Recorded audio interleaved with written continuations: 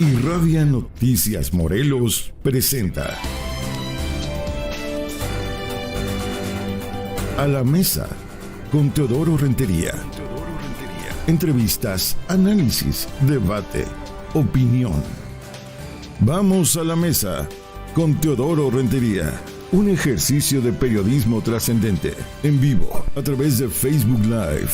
La información al alcance de su mano. Bien, qué gusto saludarle a todo el auditorio de Irradia Noticias Morelos e igualmente de Media Video en este esfuerzo cotidiano de A la Mesa. Hoy la verdad me congratula, me honra el que haya aceptado ser entrevistado por este servidor, el doctor Miguel Ángel Van Dyck Puga, que seguramente usted lo ha escuchado a diestra y siniestra desde que llegó a hacerse cargo de dos elementos. Doctor, antes que nada, bienvenido aquí a tu casa. El tema de la vacunación contra el COVID, que eso nadie lo tenía planeado en el mundo, y hacerte cargo de lo que fue la anterior delegación del Instituto Mexicano del Seguro Social. Hoy tienes esas funciones y otras más que ya nos platicarás. Bienvenido entonces a esta tu casa. Muchas gracias por invitarme, muchas gracias por poder compartir información con tu auditorio, información que es importante, y sí, en esta doble responsabilidad que es complicada pero muy necesaria y que sin lugar a dudas pues nos va a marcar el antes y después de la pandemia, definitivamente. Hoy, muy temprano en el noticiario, nuestra reportera te cuestionaba sobre la finalización, digamos, ya del proceso de vacunación primario. Estaremos entrando a una segunda etapa. ¿Podemos hablar del fin de la pandemia, doctor? No podemos hablar del fin de la pandemia. La pandemia va para largo. Cierto es que hoy conocemos más del comportamiento del virus. Hoy estamos más preparados, ha habido un avance muy importante en algunos países en materia de vacunación, lo que nos permitirá tener menos presión hospitalaria, pero los contagios vienen otra vez al alza. Y te puedo mencionar, sigue muriendo gente por COVID. Ayer en mis hospitales yo tuve 2 defunciones y las 2 defunciones no estaban vacunados. Tengo 5 intubados y los 5 intubados no están vacunados. Claro, es diferente enfrentar la pandemia sin vacuna a post-vacuna. Hace un año, precisamente, en el inicio del Buen Fin, se daba inicio al contagiadero por la segunda ola. Y no teníamos vacuna, no teníamos nada. Para el mes de enero ya estábamos llenos en nuestros hospitales, ya no teníamos capacidad hospitalaria. Bueno, siempre tuvimos oferta hospitalaria pero tuvimos que afectar otros servicios porque fuimos cerrando nuestros hospitales, afectando otros servicios. Obviamente no fue igual la tercera ola, porque en la tercera ola ya se había avanzado algo en la vacunación, y esto de alguna manera contuvo o disminuyó la presión hospitalaria, porque la gente se agravaba, sobre todo la que ya estaba vacunada, no llegaba a estados de gravedad y hubo muchos contagios, pero la mayoría se estuvieron tratando en forma domiciliaria. Esto pues nos ayudó a que, así como subió la tercera ola, bajó gracias a la vacunación. La cuarta ola se espera todavía que ejerza menos presión hospitalaria, menos defunciones, pero sí muchos contagios. Y obviamente las peores consecuencias van a ser en aquella población no vacunada o aquellos vacunados, pero sí que ya tienen otro tipo de factores de riesgo. Bien, hoy la gran duda es si se va a migrar o se va a apoyar a los niños, a los adolescentes que no tengan comorbilidad. ¿Todavía esa etapa no está prevista? Es un tema que se está discutiendo en la mesa de expertos a nivel nacional. Es un tema de seguridad, porque muchas de las vacunas se autorizaron, pero en calidad de emergencia, porque no había otra forma, claro, con algunos estudios de seguridad. Lo mismo pasa con los niños, pero no se trata de una simple autorización, si lo autorizo y ya mañana iniciamos a vacunar. Se trata también de disponibilidad de vacunas. Hagamos el cálculo de cuántos millones hay en la República Mexicana de 12 a 17 años. Son muchos millones, son más de 30 millones de dosis. O sea, ¿es la población más alta que tenemos? Es la población más alta, es un rubro alto, y estamos hablando de 30 por 2, estamos ocupando alrededor de 60 millones, ¿no? Estoy haciendo un cálculo ahorita de manera espontánea, ¿sí? A lo mejor me equivoco poco o menos en las cifras, pero son muchos millones de vacunas que se necesitan, y ahorita no hay vacuna en el mercado mundial. Toda ya está reservada por varios años. Es un problema de logística, es un problema de disponibilidad de vacunas y es un problema de seguridad del paciente. ¿México tendrá vacunación comercial? Es decir, ¿se podrá adquirir o nos vamos a ir siempre por la vacuna controlada por la Federación? Bien, en el tema, voy a apartar el tema de COVID. Hay algunas empresas que se dedican a la vacunación. La vacunación es una actividad que requiere refrigeradores especiales. Necesita un grupo de personal especializado para la vigilancia de la red frío. Los refrigeradores que tiene el sector salud son refrigeradores, máquinas que van graficando y van marcando todo. Así que cualquier riesgo de que esa vacuna haya estado fuera de los márgenes de seguridad, inmediatamente lo notifica, y esa vacuna tiene un procedimiento de cómo se trata.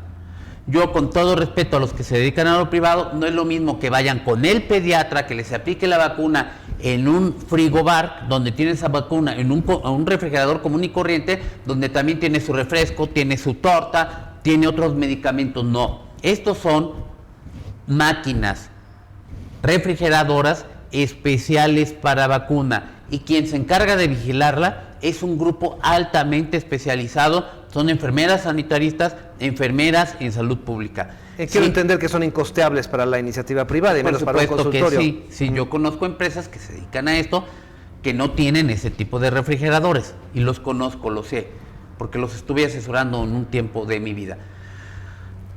En el caso de la vacunas, de las diferentes vacunas, todavía requieren más ultraespecialización, requieren ultracongeladores, en especial 3 tipos de vacunas.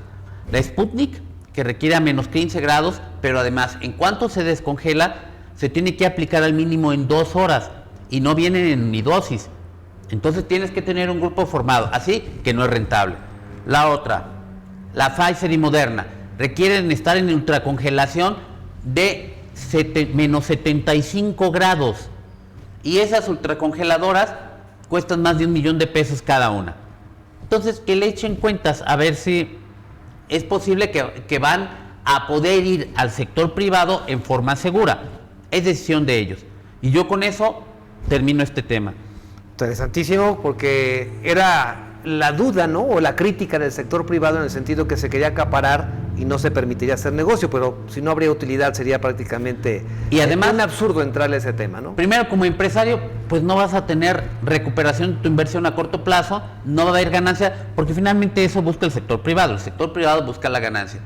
Pero lo más importante, no garantizan la seguridad. Con nosotros nos podrían inyectar agua o vacuna echada a perder. Sería peor. Eso es muy, muy grave. Yo ni siquiera digo que agua, vacuna echada a perder. Comentaba usted también recientemente que se detectó ya en la revisión y cruce de datos que hubo quien, por equivocación, por quererse saltar la fila o por indecisión, o no sé ni cómo decirlo, se aplicaron Pfizer y después se aplicaron AstraZeneca. Sustancias distintas. Bien. Si ha habido ese tipo de casos, fueron los menos, seguramente por desconocimientos. Pero hay otro grupo que se les aplicó CanSino por necesidades que solo ellos conocen y están buscando otro tipo de biológico, en especial Pfizer. Yo los comprendo, pero no está recomendado a nivel internacional, desde el punto de vista de bioseguridad, administrarse 2 tipos de biológicos diferentes. Puede que no les pase nada, pero si les llega a pasar, va a ser una reacción bastante agresiva, porque hay enfermedades autoinmunes, y lo que nosotros estamos provocando es el desarrollo de una enfermedad autoinmune, es decir, que nuestro propio cuerpo se va a consumir, como hay varias enfermedades. Entiendo la parte de salubridad. ¿Y qué pasa con aquel que tiene CanSino, porque así lo determinó el gobierno del estado, sector magisterial, por ejemplo, y no puede cruzar la frontera de Estados Unidos porque no es aceptada? ¿Qué pasa en esas circunstancias? A ver, como gobierno, ¿qué es lo más importante? ¿Salvar la vida o que sin lugar a dudas, salud? Pero ¿qué pasa? ¿Qué se le recomendaría a esa persona? ¿Qué se le recomienda? Que se espere. ¿Qué se le recomendaría? Que valore su vida. Lo importante es que ahorita tiene vida, y con vida seguramente el próximo año va a tener la oportunidad de entrar en otro esquema de vacunación y poder cruzar la frontera.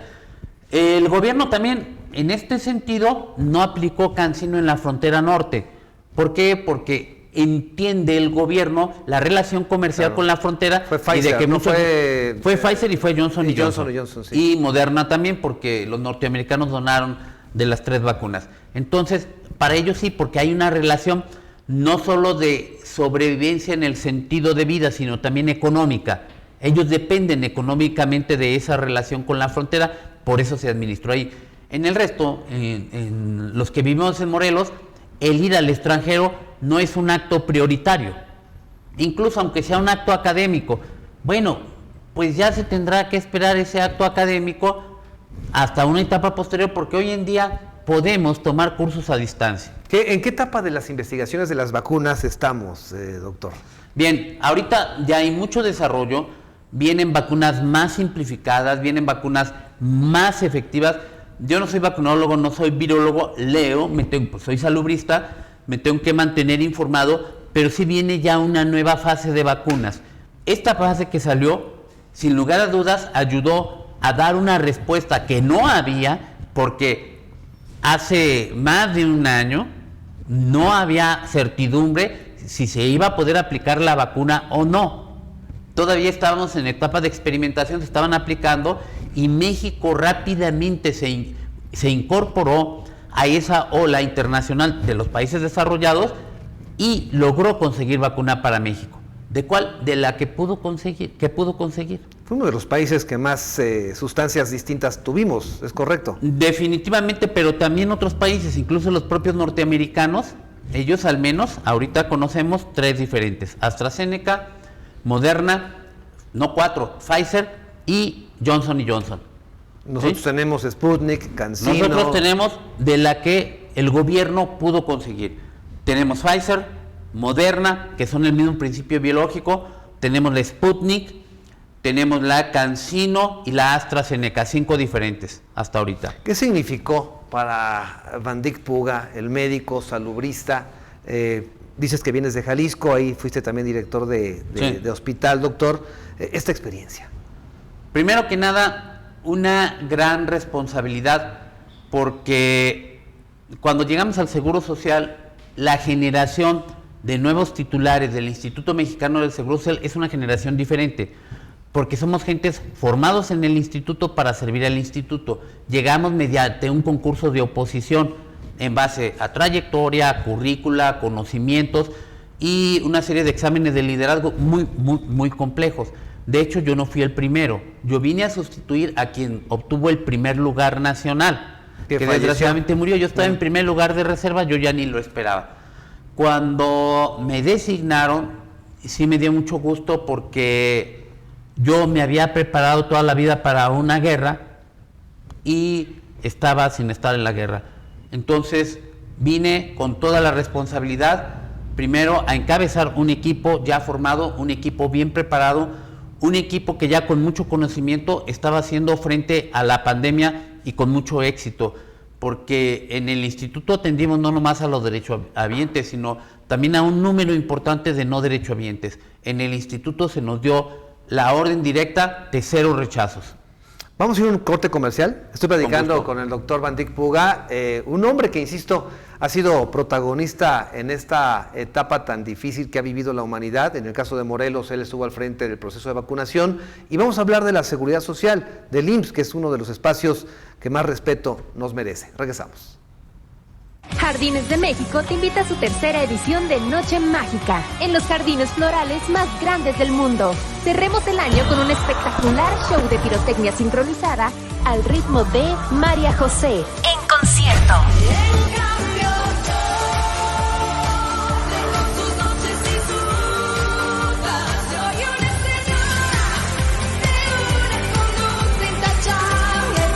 Sábado 4 de diciembre.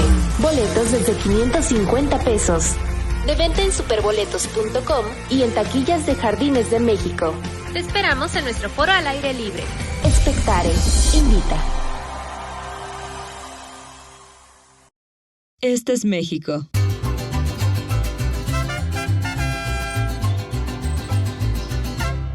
Este es el Caribe.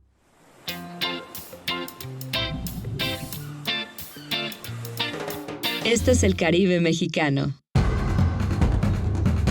2 mundos llenos de emociones, aguas turquesas y playas de arena blanca. Una cultura maya viva, cenotes impresionantes, islas exóticas, imponentes ríos y cavernas subterráneas, hermosas lagunas, selvas tropicales, coloridos arrecifes, pueblos pintorescos y majestuosos sitios arqueológicos, en donde 2 mundos se funden en una sola alma, sincronizados en un mismo ritmo con escenarios vibrantes. Este es el Caribe mexicano, lo mejor de 2 mundos. Remodela tu hogar y firma tu interior, haciendo pequeños cambios al espacio, iluminación, accesorios y acabados. Podemos crear ambientes renovados. No pierdas tu tiempo y renueva tu espacio. Llámanos. Nosotros vamos a tu restaurante, casa u oficina para atenderte y cotizar. 777-129-9537. Bien, estamos de regreso a través de Media Video y de Irradia Noticias Morelos. Doctor Mantipuga, antes de que surgiera el tema de la pandemia, nos habíamos quedado en la propuesta de la salud universal, de la fusión, creo que era la intención de los organismos de salud y pues funcionar como otros países lo hacen en el mundo. ¿En qué etapa estamos allí? Bien, es un proceso complicado. Cuando surge el Seguro Social en México, en el año de 1942 nace con el llamado esquema bismarckiano. El esquema bismarckiano es el origen de la seguridad social en Alemania, donde únicamente aseguraba al trabajador, pero no a la familia. Entonces el modelo mexicano aseguraba al trabajador y a la esposa, pero en el momento del parto. Después quedaba libre. Pero en ese mismo tiempo estábamos en plena Segunda Guerra Mundial y surge el modelo inglés, que es el modelo más completo por Sir William Beveridge, y habla ya de la universalidad, solidaridad, subsidiariedad, unidad, que son los pilares básicos de la seguridad social. Inmediatamente México atento y también estaba inmerso en esto, y además viene bajo el pensamiento de una gente con una gran identificación social, como fue el licenciado Ignacio García Telles y el licenciado Lázaro Cárdenas, aunque ya se echa a andar con Ávila Camacho. Entonces se hace la reforma en la seguridad social. El objetivo principal era que garantizara la universalidad. Pero luego viene otro tema, el nacimiento de la Secretaría de Salud, y viene el ISSSTE. Entonces dice, bueno, vamos a crecer gradualmente. Pero en ese gradualmente crecen muchísimas instituciones. Entonces tenemos un modelo totalmente repartido. Pero el que tiene la gran mayoría, la gran infraestructura, sigue siendo el Instituto Mexicano del Seguro Social. Obrero ¿sí? Patronal. Sí, claro que sí, porque Salubridad tiene sus institutos sedes, estrellas, que son los institutos nutrición, cardiología, cáncer, etcétera, etcétera. Pero no es suficiente. Tiene que haber un modelo universal como lo hay en los países altamente desarrollados. Aquí tenemos el de Canadá y no hay más universal que el de Canadá. El resto son en Europa. ¿Y hacia dónde podemos apostar? Hacia allá. Bueno, ¿cuál es el problema? El problema es el financiamiento. El Instituto Mexicano del Seguro Social tiene un financiamiento tripartita ya consolidado. No hay problema, ese no lo muevan. Ahora el tema es cómo financiar la salud de los demás. Se vino un primer intento en la época de Julio Frenk con el Seguro Popular. El Seguro Popular tuvo muchas desviaciones, hay que decirlo, fue la caja chica de los gobernadores y se desvió, pero hubo un buen intento, se avanzó. En principio era noble y debió haber funcionado. El principio era noble, hubo desviaciones, pero de alguna manera la mayoría de los hospitales del sector salud se financiaron y generaron infraestructura con ellos, porque antes del Seguro Popular a lo único que aspiraba un paciente, y estoy hablando de principios de 2000, era recibir una receta. Porque si requería hospitalización, medicamentos, él lo tenía que subsanar, no se diga si requería estudios de alta especialidad. Y hoy la medicina es altamente tecnificada. Hoy no basta con la auscultación, con la exploración, con el interrogatorio, ni siquiera con una simple biometría o exámenes generales o una radiografía como antes. Hoy tenemos que pedir exámenes más sofisticados para poder tener un diagnóstico de certeza, es decir, hoy la medicina se basa en evidencias. Esto implica mayores costos. El Seguro Popular permitió que se financiara la mayoría de los hospitales. Hoy el presidente López Obrador cambia el concepto y lo que pretende es garantizar esa universalidad. He encontrado una serie de trabas, sobre todo con el problema de medicamentos, porque sabemos que el tema de la corrupción es real, cómo se enriquecieron gobernantes que administraban la salud, pero también los grandes empresarios. Entonces, ¿y a costa de qué? Con dinero público. Esa es la realidad. Es un tema que el presidente quiere cooptar, obviamente está costando trabajo, pero vamos en el camino. Hoy en día ya se están presentando otros modelos. Hay que seguir el modelo de Nayarit, es muy interesante. Dice el gobernador, bueno, el Seguro Social es el que tiene más infraestructura, yo voy a pedir que administre o garantice la atención a la salud, incluso con los hospitales de la Secretaría, al Instituto Mexicano del Seguro Social. Así pues, vamos a tener dos tipos ya de derechohabientes, a quienes únicamente tendrán derecho, al menos en Nayarit, a la atención a la salud, o a quienes tienen acceso a toda la seguridad social. Lo ideal es la seguridad social, lo ideal es que todos entremos en ese esquema. Es complicado, pero hay que hacerlo, hay que orientarlo allá, porque no es lo mismo la simple atención a la salud que la protección total de la seguridad social, porque la seguridad social, el artículo 4 de la Constitución habla de protección a la salud. El artículo 2 de la Ley del Seguro Social, y que además es el concepto universal de seguridad social, habla de garantizar. Garantizar es un verbo mucho más profundo, más completo, el derecho humano a la salud, la asistencia médica y los medios de subsistencia necesarios para el bienestar del individuo y social. Bienestar es en lo individual y en lo social. Y bienestar estamos hablando de trabajo, de seguridad, de electricidad, de todo lo que el ser humano necesite para estar bien. Es decir, el Seguro Social sí te da salud, pero en caso de que necesites una incapacidad por enfermedad general, él te da prestaciones económicas y te garantiza la salud. Si es por un riesgo de trabajo, te paga tu incapacidad al 100%, te da tratamiento y te mantiene a ti. Si tienes un hijo con incapacidad de por vida, te garantiza la atención médica y un subsidio económico para tu hijo. Es más allá, es lo que queremos crecer. Y aquí lo vemos, la gente no tiene una cultura de la seguridad social. A mí me parece grave que, por ejemplo, el grupo de camioneros, de choferes, es un grupo en especial que tiene un alto riesgo de trabajo. Ese grupo, por arriba de los 40 años, ya tiene hipertensión arterial, diabetes mellitus, nefropatías, que lo va a llevar a un estado de invalidez. Y cuando llegue eso a los 50 años, ¿de qué va a vivir? No va a tener ni dónde lo atiendan económicamente, ni mucho menos un subsidio económico para el tratamiento de su enfermedad, ni de sus hijos. Y no están dados de alta. No están dados de alta en el Seguro Social. Y lo vemos también en trabajadores de los ayuntamientos. ¿Qué tenemos que hacer? Entender que tenemos que invertir en salud y en seguridad social. No es un gasto, es una inversión. Porque al final de nuestra vida, cuando nosotros ya no podamos obtener un salario con nuestras capacidades y habilidades, tenemos un subsidio económico que nos permitirá tener una vida digna, pero también acceso a la salud, a todos los medios para poder tratar nuestros padecimientos propios de nuestro desarrollo como ser humano. Esta forma tan apasionada de expresarse, doctor, ¿la transmite usted a los trabajadores del Seguro Social?